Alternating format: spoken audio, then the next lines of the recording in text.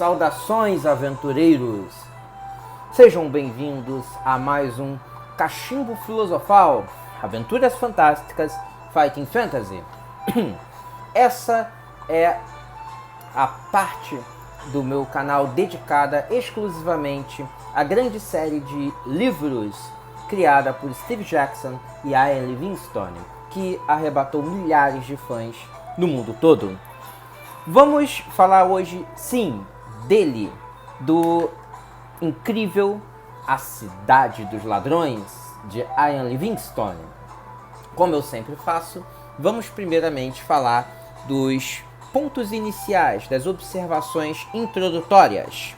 A Cidade dos Ladrões foi publicado em setembro de 1983 pela Puffin Books na Grã-Bretanha. A Puffin Books, ela faz parte da Penguin Books, só que essa aqui a Puffin é um braço voltado mais para livros infanto-juvenis, enquanto a Penguin lança mais livros acadêmicos, clássicos, etc. Foi o quinto livro da série, mas no Brasil foi lançado pela Mark Saraiva como o quarto livro da série Aventuras Fantásticas, como era a tradução aqui no Brasil da Fighting Fantasy. As ilustrações, tanto da capa quanto da parte interna, são de Ian McCaig. Okay? Vou mostrar aqui, como eu sempre faço, algumas das ilustrações. Tá vendo? Aqui, a taverna Cachorro Malhado. E aqui também um comerciante meio dracônico. Bom, meus queridos, vamos então começar a falar um pouco desse livro. É sempre importante lembrar que a Mark Saraiva não publica mais livros da série e a Jambô, ela retomou as edições. E já no século XXI, né, a Jambô, ela lançou A Cidade dos Ladrões. Ela havia publicado em sua primeira edição um livro com uma capa diferente, onde mostrava uns bandidos te assaltando, mas ela mudou na sua segunda edição e ficou mais bonita, né? Uma capa bem mais atraente, bem mais vívida e com uma cor também bem bonita, bem chamativa, certo? Esse aqui você só encontra em sebos ou nas mãos de colecionadores. Esse aqui você encontra no site da Jambô e outras empresas aí pela internet e também em qualquer livraria facilmente. Bom, vamos então começar a falar aqui da Cidade dos Ladrões. Primeiro, o livro, ele, quando foi criado, ele foi uma tentativa do Ian Livingstone de criar uma espécie de trilogia.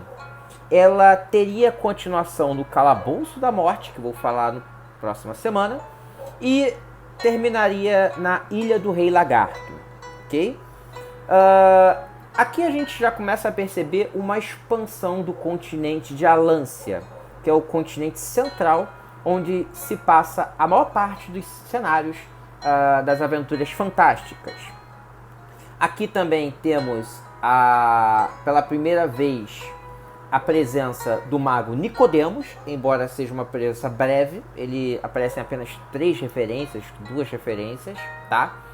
O mago Nicodemos, que eu sempre achei um pouco mais adulto do que o irritadiço e devorador de doces e Astromo, certo?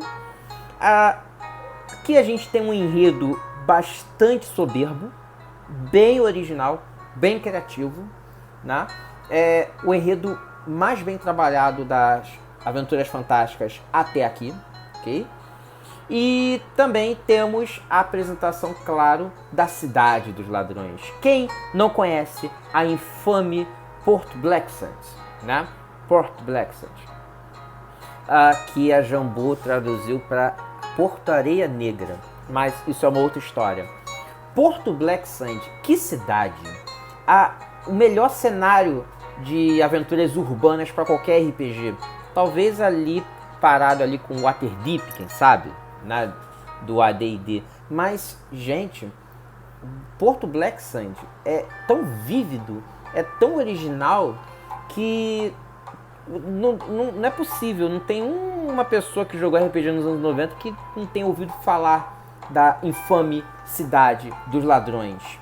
É um lugar tão perigoso, mas ao mesmo tempo tão atraente, que os próprios editores perceberam isso. E ele seria revisitado em outros livros, como, por exemplo, O Ladrão da Meia-Noite, O Templo do Terror, do próprio Livingstone, Night Dragon, que não chegou a ser publicado no Brasil, Black Sand, que é o RPG avançado. Então, temos aqui um cenário de aventuras urbanas fascinante, desce igual vinho. Há um capítulo inteiro do livro Titã, Mundo de Aventuras Fantásticas, que apresenta o cenário dessas aventuras. Há um capítulo inteiro só para falar de Porto Black Sand. E também há um capítulo, uma parte ali inteira só para uma sessão para falar do governante da cidade, o Vil Lord Azur. Bem, a cidade, ela, como vocês bem devem saber, é cheia de ladrões, de assassinos, de piratas, de bucaneiros da pior espécie. É aquele tipo de gente que você jamais apresentaria a sua mãe nem como amigo. Pior, os habitantes dessa cidade são tão ruins, eles são tão maquiavélicos, que possivelmente venderiam a própria mãe deles em alguma aposta aí de cartas, tá? É um jogo difícil, tá? Ele tem um grau de dificuldade alto, porque ele é linear. Então ele é o melhor estilo Iron Livingstone. Só tem um caminho correto, e se você desviar, a chance de vencer é baixa, tá? A não ser no início. No início você ainda tem um pouco de liberdade. Mas depois que você encontra Nicodemus e tem que fazer a missão, aí a coisa complica, só tem um caminho correto. Então, se você falhar nessa busca aí de itens, você vai ser frustrado, vai ser um derrotado aí no livro. Mas, por falar nisso, vamos à história, vamos ao enredo. Primeiramente, a história se passa em torno da cidade de Silverton, que é uma rica cidade de mercadores no centro de Alância. E esta cidade está sendo atormentada todas as noites pelo Príncipe da Noite, conhecido como Zanbar Bon, que é o vilão retratado aqui na capa, tá? Ele é um feiticeiro, só que sua aparência é bem medonha, né? Ele é um esqueleto completo. E quem o transformou nessa caveira aqui foi o Nicodemus, tá? Mas ele tem poderes sombrios, poderes bem nebulosos, e ele atormenta a cidade de Silverton. Por quê? Porque ele queria se casar com a filha do prefeito da cidade, a Mirelle, e ela, claro, se recusou. Provavelmente ele queria sacrificá-la lá na sua Torre Negra, mas percebendo o plano, e obviamente nunca que Mirelle ia aceitar casar com um homem tão horrendo, se é que ele é um homem, ela se recusou. Então ele, como vingança, decidiu atormentar a cidade todas as noites. Ele passou a enviar cães da lua, cachorros da lua, que são mastins aí poderosíssimos, grandes, fortes e comedores de carne humana.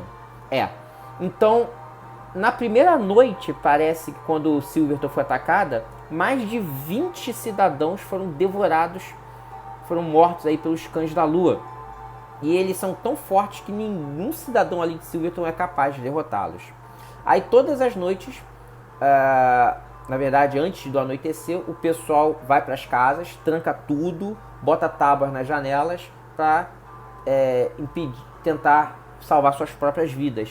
E a cidade vem passando por esse tormento desde então. Você, quem é você? Você é o herói da aventura, você é um espadachim de aluguel e por acaso chega em Silverton. E aí fica, digamos, chama a atenção a atmosfera do lugar. Você fica curioso para saber o que está acontecendo. Aí quando vai se refugiar numa taverna para descansar, numa estalagem, o prefeito da cidade, o Owen Caralif, te procura e conta tudo o que está acontecendo e promete recompensá-lo muito bem se você livrar a cidade do Príncipe da Noite. Mas como é que você vai fazer isso? O Príncipe da Noite ele é poderoso demais para ser enfrentado com um simples duelo de espadas. Você vai ter que encontrar Nicodemos, que é amigo do prefeito de Silverton, e Nicodemos, por algum motivo muito estranho, está morando em Porto Blacksand. Ele vive dentro da cidade, numa cabana embaixo de uma ponte, justamente para que nenhum aventureiro ou pessoas em necessidade o procurem. Ele está cansado das aventuras, cansado de ajudar as pessoas, e ele decidiu então se refugiar naquela cidade, porque nenhuma pessoa de bem entra ali naquele lugar, né? Então ele acha que vai estar livre das pessoas pedindo ajuda. E procurar Nicodemos, ele vai te dizer como é que se elimina o Príncipe da Noite. E aí você vai ter que procurar alguns objetos que estão espalhados dentro da cidade. Somente depois de encontrar esses objetos, você vai ter que partir para a segunda parte da aventura, que é enfrentar o Príncipe da Noite em seus próprios domínios, a Torre Negra, que fica ao norte de Porto Blacksand. Certo? Então, basicamente, essa é a história. E é aqui também que a gente encontra, pela primeira vez, Lord Azur, ele que é um dos maiores vilões de Alância, um governante da cidade, é um pirata extremamente sombrio e que governa a cidade com mão de ferro, cobrando altíssimos impostos dos cidadãos e mandando qualquer cidadão de bem que atrapalhe o seu domínio na cidade para a execução. É um dos melhores livros de Ian Livingstone, na minha opinião. Está aí entre os top 10 de todas as Aventuras Fantásticas, certamente. Um dia eu faço um top 10 das Aventuras Fantásticas, mas esse livro aqui é muito bom, é maravilhoso. Tem pouquíssimas falhas, né, de enredo, pouquíssimos pontos que vão te frustrar. E mais, é um cenário urbano. Depois de passarmos por masmorras, passarmos por florestas e passarmos por cavernas no Feiticeiro da Montanha de Fogo, até mesmo passar pelo espaço na nave Espacial Traveler, agora chegamos num cenário urbano, né? E um dos melhores cenários aí das Aventuras Fantásticas. Você vai ter que passar pelas ruas perigosas, por tavernas, conversar com cidadãos, conversar com mercadores, entrar em lojas, comprar itens, né? Enfrentar guardas que estão em busca de aventureiros como você, fugir de prisões, caso seja preso, vasculhar esgotos, até esgoto da cidade você vai ter que entrar para procurar os itens. E depois que encontra o Nicodemos, você parte aí para procurar esses itens, e se tiver sucesso, aí vai para a segunda parte da aventura. Cerca de 90% da história, digamos 80% da história, se passa em Porto Blacksand. Os outros 20, 15% aí vão se passar na Torre Negra de Zambarbone, que também é a parte mais difícil da história. Bom, antes de mais nada, é muito legal a ambivalência de cenários. Aqui você começa na cidade, depois você vai para uma floresta, depois você vai para uma espécie aí de masmorra, né, que é o castelo, a torre do Zambarbone, que é um... E você também percebe nitidamente na escrita do Livingstone a mudança do cenário, né? Um ambiente altamente perigosíssimo, mas urbano, que é Porto Blacksand, e aí ele muda para um ambiente sombrio, vil, de terror, que é a Torre Negra do Príncipe da Noite. Outra coisa importante é que você só consegue chegar na Torre Negra se tiver os itens corretos para matar Zambarbone.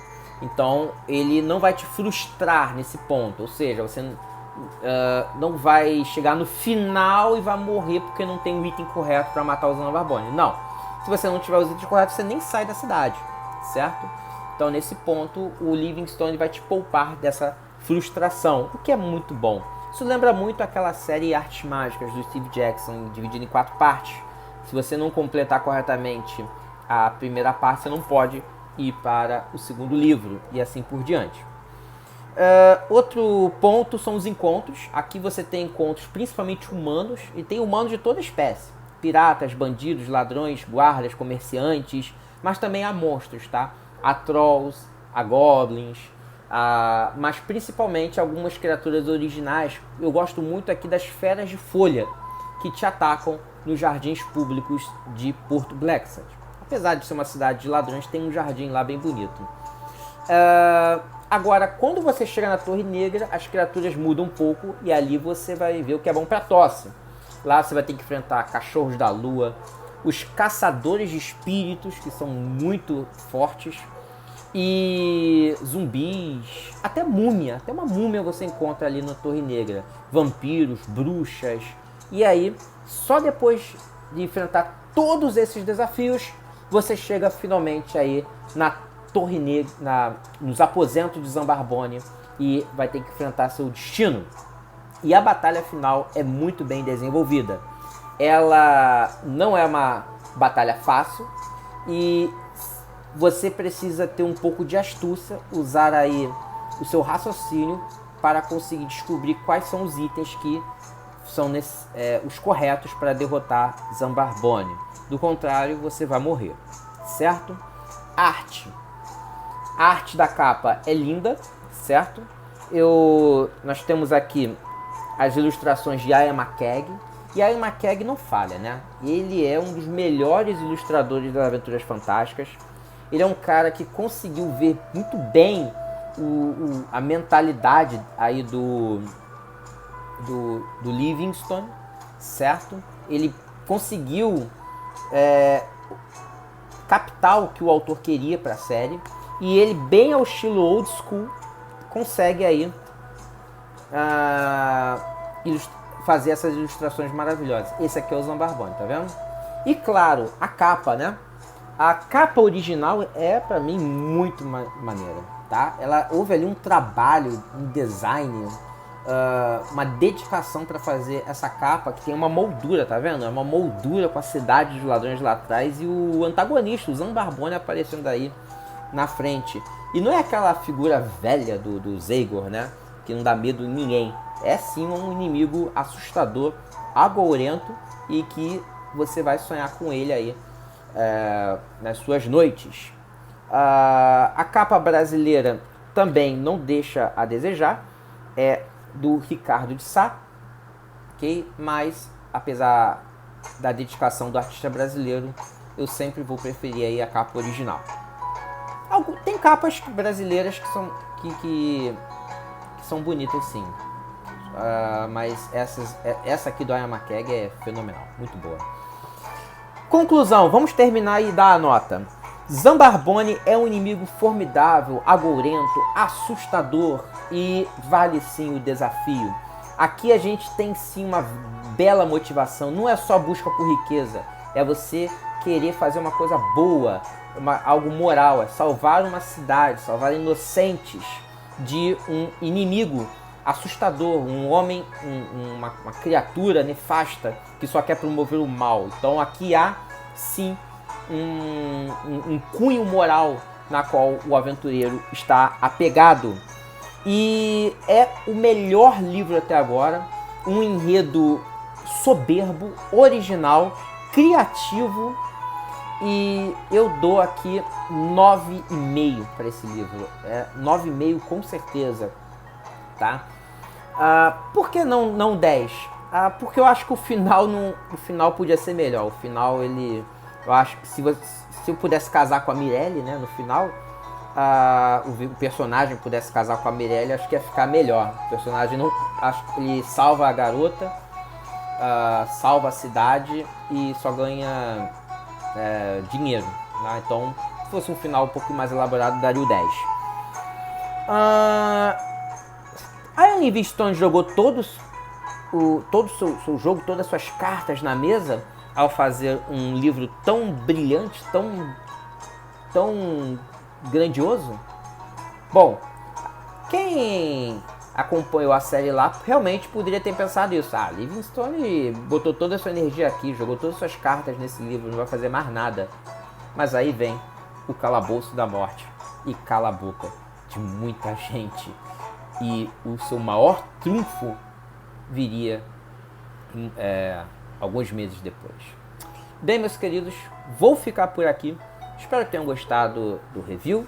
Lembrem-se que aqui na descrição tá o blog, onde eu faço as resenhas escritas, tá? Tem a resenha desse livro.